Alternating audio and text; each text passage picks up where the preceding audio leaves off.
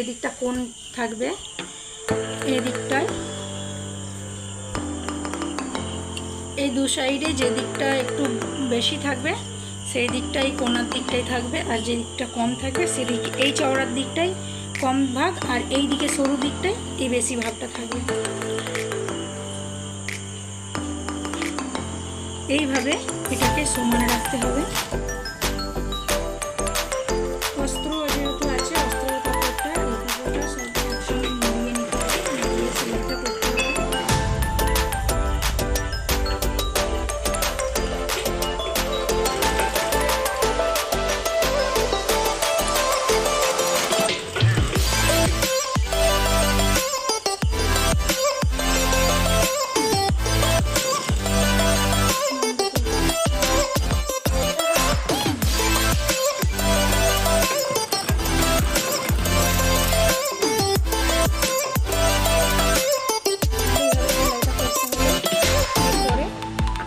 সমান করে নিতে হবে।